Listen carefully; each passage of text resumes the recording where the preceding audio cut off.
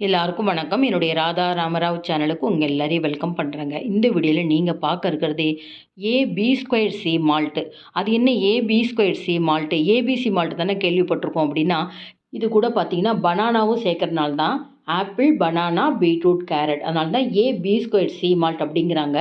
ABC மால்ட்டை விட இந்த வாழைப்பழமும் சேர்க்கறனால இன்னும் உடம்புக்கு நல்லது அப்படிங்கிறப்ப இது ரொம்ப சுலபமாக, அதுவும் வாழைப்பழம் சேர்க்குறப்ப கிளறதுக்கு ரொம்ப டைம் ஆகும். பொதுவாக ஏபிசி மால்ட்டு நம்ம தயார் பண்ணுறதுக்கு ரொம்ப டைம் எடுக்குதுங்கிறனால தான் நிறைய பேர் ஆன்லைனில் வாங்குறாங்க. ஆனால் இந்த வாழைப்பழமும் சேர்த்தாலும் ரொம்ப நேரம் கிளறாமல் சின்ன சின்ன டிப்ஸ் உங்களுக்கு சொல்கிறேன். ரொம்ப சுலபமாக குறைச்சலான நேரத்தில் நீங்கள் வீட்டிலேயே கிளறி செய்யலாம். இந்த வீடியோ உங்களுக்கு ரொம்பவே யூஸ்ஃபுல்லாக இருக்கும். வீடியோ ஸ்கிப் பண்ணாமல் பாருங்கள். இந்த வீடியோ பார்க்குறதுக்கு முன்னாடி இது வரைக்கும் என்னோடய சேனலுக்கு சப்ஸ்கிரைப் பண்ணாத வியூவர்ஸ் உடனே சப்ஸ்கிரைப் பண்ணி எனக்கு எப்போதுமே சப்போர்ட் பண்ணிகிட்டே இருங்க. AB²C மால்ட்டு அதுக்கு பாருங்கள், 2 ஆப்பிள், பீட்ரூட் 2, கேரட் 2 செவ்வாழை எடுத்துட்டுருக்கேன். ஆல்ரெடி நான் ஏபிசி மால்ட் அப்படின்னு செஞ்சுருக்கேன். இது ஆனால் வீடியோ நான் போடலை. நிறைய பேர் வீடியோ போட்டதுனால நான் போடலை. ஆனால் செஞ்சு பார்த்துருக்கேன். இப்போ பார்த்தீங்கன்னா அந்த ஏபிசி அப்படிங்கிறது ஆப்பிள், பீட்ரூட், கேரட்டோட பனானா, அதுவும் நம்ம செவ்வாழை தான் சேர்க்கணும். இப்போ அளவுகள்ன்றதை விட 2 எடுத்துக்கோங்க. ஒரு மீடியம் சைஸ் 2 கேரட்டு, மீடியம் சைஸில் 2 பீட்ரூட்டு, 2 ஆப்பிள், உங்களுக்கு 2 வாழைப்பழம். அது எடை கணக்கு பார்த்தீங்கன்னா 1 கிலோ வருது. இப்போ பீட்ரூட், கேரட்டை தோல் எடுத்தாச்சு. ரொம்ப சுலபமாக மணிக்கணக்கில் நம்ம அடுப்பு பற்றி வச்சு கிளறிண்டே இருக்காமல் இந்த மெத்தடு செஞ்சு காமிக்கிறேன் பாருங்கள். இந்த மாதிரி துருவல் வாங்கிக்கிறது, அதுவும் நல்ல பெரிய பெரிய துருவலாக இருக்கும். அமேசானில் இது கிடைக்கிது. நார்மலாக நம்ம கேரட் துருவலில் துருவுறதை விட இந்த துருவல் பார்த்திங்கன்னா நல்லா பெருசு பெருசாக இருக்கும். ரொம்ப நேரம் ஆகாது துருவல் துருவறதுக்கு. 5 நிமிஷத்தில் பாருங்கள் நான் 2 கேரட்டும் துருவிட்டேன். ரொம்ப கை வலிக்காது. பாருங்கள் எவ்வளோ பெரிய துருவல் பாருங்கள். இதை நம்ம வெயிலில் வைக்க போகிறோம். உங்களுக்கு சீக்கிரமே காயும். பாருங்கள் பீட்ரூட்டும் அதே மாதிரி துருவுறேன். இதோடைய லிங்க் நான் தரேன். ரொம்ப சௌகரியமாக இருக்குது இந்த துருவல் இருக்கிறது. தோசை மேலெலாம் பார்த்திங்கன்னா இந்த பீட்ரூட் கேரட்லாம் மேலே அப்படி போட்டு வெஜிடபிள் தோசை கொடுக்குறதுக்குலாம் ரொம்ப நல்லாயிருக்கு பார்க்குறதுக்கு. இப்போ 2யுமே வெயிலில் வச்சு காய வைக்க போகிறேன். இப்போ பாருங்கள் இந்த கேரட்டும் பீட்ரூட்டும் ஒரு நாள் காத்தால 10 மணிக்கு வச்சேன், ஈவினிங் 4 மணிக்கு எடுத்தேன். 2 தாம்பாளத்தில் இருந்து இப்போ ஒரு தாம்பாளத்துக்குள்ளேயே நல்லா காஞ்செடுத்து பாருங்கள். இந்த மாதிரி வெயிலில் வைக்க முடியல அப்படின்னா நீங்கள் நிழல் உணர்த்தலாம். வீட்லேயே ஒரு 2 நாள் காய வைங்க. நல்லா துணியில் கூட பரவலாக போட்டு காய வைக்கலாம். அடுத்தது ஆப்பிள்லேயும் தோல் எடுத்துக்கிறேன். ஏன்னா மாதக்கணக்கில் ஆப்பிள் கெடாமல் இருக்கணும்னு சொல்லிட்டு ஏதோ ஒரு கெமிக்கல்ஸ்லாம் டிப் பண்ணுறாங்கன்னு சொல்கிறாங்க. அதனால் ஆப்பிள்லேருந்து தோலையும் எடுத்துட்டு நடுவில் கட் பண்ணி அந்த விதைகளையும் கட் பண்ணிவிட்டு சின்ன சின்ன பீஸாக நம்ம நறுக்கி நம்ம மிக்சியில் போட போகிறோம். இந்த ஆப்பிளுமே நம்ம வெயிலில் வச்சுட்டா இந்த கேரட்டு பீட்ரூட்லாம் அறப்படாது. அதனால் கொஞ்சமாவது ஏதாவது ஒரு பழங்களில் மாய்ஸ்சர் இருக்கணும். ஆப்பிள் நறுக்கியாச்சு. செவ்வாழையிலையும் முனையெல்லாம் நறுக்கிட்டு தோல் எடுத்துட்டு அதையும் நம்ம சின்ன சின்ன பீஸாக நறுக்கிட்டு இப்போ இதில் தான் அந்த காஞ்சும் காயாமல் இருக்கிற அந்த பீட்ரூட்டும் கேரட்டும் சேர்ந்து அறப்பட போகுது. அதனால் கண்டிப்பாக நீங்கள் ஆப்பிளை வெயிலில் வைக்காதீங்க. பாருங்கள் செவ்வாழையும் நறுக்கியாச்சு. செவ்வாழை தான் எடுத்துக்கணும். அதுதான் உடம்புக்கு ரொம்ப ரொம்ப நல்லது. நல்லா கூழ் மாதிரி அரைச்சிட்டேன். அதுக்கப்புறம் பாருங்கள் இந்த காய வச்ச பீட்ரூட்டு, கேரட் சேர்த்துக்கிறேன். ஜாரில் இடம் இல்லைன்னா 2 பகுதியாக பிரித்து நம்ம அரைச்சிக்கலாம். இப்போது ஒரு நல்ல அடிகனமான ஒரு பாத்திரத்தில் போட்டுக்கிறேன் பாருங்கள். ரொம்ப நைஸாக அரைக்க முடியலன்னா கூட அங்கங்கே கொஞ்சம் பீட்ரூட், கேரட் தெரிஞ்சாலும் பரவாயில்ல. நல்லா கிளறி முடித்ததுக்கப்புறம் திரும்பவும் நம்ம மிக்சியில் அரைக்க தான் போகிறோம். அதனால் அந்த அளவுக்கு நம்ம எவ்வளோ முடியுமோ நம்ம விட்டு விட்டு ஸ்பூனால் திருப்பி திருப்பி நம்ம அரைச்சிக்கலாம். இப்போ ஓரளவு அரைச்சிருக்கேன். நல்லாவே அங்கங்கே கேரட், பீட்ரூட் தெரியுது. இருந்தாலும் பரவாயில்ல. நம்ம அடுப்பை கொஞ்சம் ஃபாஸ்ட்டில் வச்சுண்டு கை விடாமல் கிளறணும்.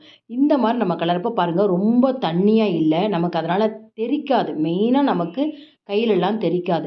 ஓரளவுக்கு நல்லா வெந்து கொடுத்ததுக்கப்புறம் நம்ம வெல்லம் சேர்க்கணும். எடுத்தோடனே நீங்கள் வெல்லம் சேர்த்துறாதீங்க. வெல்லம் சேர்த்தா தான் உங்களுக்கு ரொம்ப இலகலானதுக்கப்புறம் மேலெல்லாம் தெறிக்க ஆரம்பிக்கும். அதனால் அடுப்பை ஃபாஸ்ட்டில் வச்சுட்டு கரெக்டாக 10 நிமிஷம் தாங்க. வாணலியில் அப்படி கிளறப்ப அப்படி பந்து போல் சுருண்டு வருது பார்த்தீங்களா? இந்த டைமில் நான் ஒரு 150 கிராம் நாட்டு சர்க்கரை எடுத்திருக்கேன். அதை இப்போ இதில் கூட சேர்க்க போகிறேன். சேர்த்தோன்னே பார்த்தீங்கன்னா கொஞ்சம் இலகலாக தான் ஆகும். இருந்தாலும் இப்பயும் நீங்கள் அடுப்பை ஃபாஸ்ட்டில் வச்சுட்டு இடுக்கி பிடிச்சிண்டு நல்லா சுருள கிளறுங்க. கரெக்டாக 20 நிமிஷத்தில் உங்களுக்கு ஓரளவுக்கு திக்னஸ் ஆகிடும். இது எனக்கு மொத்தமாக டைம் பார்த்தீங்கன்னா 45 நிமிஷம் ஆச்சு.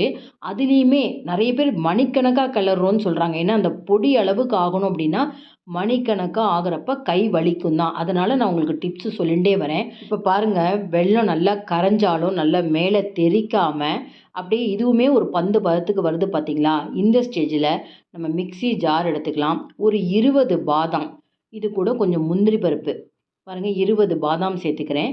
முந்திரி பருப்பு ஒரு 15 சேர்த்துக்கிறேன். இது கூட 5, 6 ஏலக்காய், இது கூட நான் வால்நட் சேர்க்குறேன். வால்நட் சேர்க்கணுன்ற அவசியம் இல்லை, ஏன்னா அதில் ஒரு எண்ணெய் பசை வந்துடும். இருந்தாலும் நான் வால்நட் சேர்த்தேன். இது எல்லாத்தையுமே ஓரளவுக்கு அரைச்சிட்டு பவுட்ரு பண்ணிவிட்டு இப்போ சேர்த்தப்புறம் ஒன்றுமே திக்காகும் சட்டுன்னு. இதுக்கப்புறம் தான் நீங்கள் என்ன பண்ணணும், அடுப்பை ஒரு மீடியம் ஃப்ளேமில் வச்சுக்கோங்க. இது அப்படியே கெட்டிப்பட கெட்டிப்பட உங்களுக்கு வாணலியெல்லாம் ஒட்ட ஆரம்பிக்கும். இப்போ அடுத்து 10 நிமிஷம், முதல்ல 20 நிமிஷம் ஆச்சு வெல்லம் சேர்த்ததுக்கப்புறம். அடுத்தது இன்னொரு 10 நிமிஷத்தில் பாருங்கள் இன்னொரு பால் பதத்துக்கு வருது. ஆனால் இதெல்லாம் பதம் கிடையாது, ஒன்றுமே சுருள வரணும். இப்போ எனக்கு வந்து கை வலிக்குதுன்னு சொல்லிட்டு ஒரு 30 நிமிஷத்தில் என்ன பண்ணிட்டேன், அடுப்பை நிறுத்திட்டு ஒரு 10 நிமிஷம் 15 நிமிஷத்துக்கு ஒரு தடவை திரும்பவும் அடுப்பை பற்ற வச்சு ஒரு 2 நிமிஷம் 3 நிமிஷம் தான், ரொம்ப நேரம்லாம் கிளறல. இந்த மாதிரியே ஒரு 4 முறை கிளறி பாருங்கள் எந்த அளவுக்கு கொண்டு வந்திருக்கேன்னு. இதுக்கு மேலே நீங்கள் அடுப்பில் வச்சா தீஞ்சு போன மாதிரி ஆகிடும். ஏன்னா அந்த மேலே அந்த சர்க்கரை இதெல்லாம் அந்த வானிலையில் ஒட்ட ஆரம்பிச்சிடுது பார்த்தீங்களா? திரும்ப திரும்ப அதுலேயே வச்சு நீங்கள் கிளறினீங்கன்னா இந்த மிக்ஸ் அப்படியே தீஞ்சு போன மாதிரி ஆகிடும். அதனால் நம்ம வீட்டுக்கு தான் செய்ய போகிறதுனால நிதானமாக செய்யலாம். இப்போ இந்த அடுப்பு சூட்லேயே நம்ம அடுப்பை நிறுத்திட்டு வைக்கிறப்ப கொஞ்சம் மாய்ஸ்டர் குறைஞ்சிருக்கும். திரும்ப அடுப்பை பற்ற வச்சு திரும்ப ஒரு 2, 3 நிமிஷம் இந்த மாதிரி நிதானமாக செய்யலாம். கண்டினியூஸாக செய்யணுங்கிற அவசியம் இல்லை. இப்போ இந்த அளவுக்கு கெட்டிப்பட்டதுக்கப்புறம் இதெல்லாம் மொத்தமாக எனக்கு டைம் பார்த்தீங்கன்னா 45 நிமிஷம் ஆச்சு. இது அப்படியே நான் ஒரு வாணலியிலேருந்து தாம்பாளத்தில் மாற்றிக்கிறேன். வெயிலில் வைக்க போகிறேன். இப்போ வெயிலில் உங்களுக்கு வைக்க முடியல அப்படின்னா நீங்கள் சாதாரண வீட்டில் நிழலில் உணர்த்திக்கோங்க. நம்ம கிளறி வச்ச வாணலை நீட்டாக நம்ம க்ளீன் பண்ணிடணும். இல்லை இந்த ஸ்டேஜுக்கு அப்புறம் நீங்கள் நான்ஸ்டிக் இருந்தால் கூட நான்ஸ்டிக் பாத்திரத்தில் கிளறிக்கலாம், ஒட்டாமல் வரும். இப்போ நான் வெயிலில் காய வச்சுருக்கேன். இது என்ன பண்ண போகிறேன், நான் மிக்சியில் பொடி பண்ண போகிறேன். எவ்வளோ நல்லா ஈஸியாக வருதுன்னு பாருங்கள். இப்போ மிக்ஸி ஜாரில் 2 முறையாக நான் போட்டு ஓரளவு பொடி பண்ணுறப்பயே நல்லாவே உங்களுக்கு ஒரு பவுடர் தன்மை வந்துடுது. 45 நிமிஷம் தான் மொத்தமாக நமக்கு நேரமாச்சு. பாருங்களேன் இந்த அளவுக்கு பவுட்ரு வந்திருக்கு. ஆனால் இன்னும் அதில் இருக்கிற மாய்ஸ்டர் போகல. நல்லா உங்களுக்கு ஒரு வெல்லம் அந்த ஒரு மில்க் பவுட்ரு மாதிரி வரணும் அப்படின்னா அந்த பாருங்கள் 2 முறையாக போட்டுக்கிறேன். கொஞ்சம் கொஞ்சமாக போட்டு அரைச்சாதான் நல்லாவே அரைப்படும். நம்ம பச்சையாக அரைக்கிறப்பே பாருங்கள் அந்த பீட்ரூட்டு கேரட்லாம் அங்கங்கே கொஞ்சம் தெரிஞ்சுது பார்த்தீங்களா?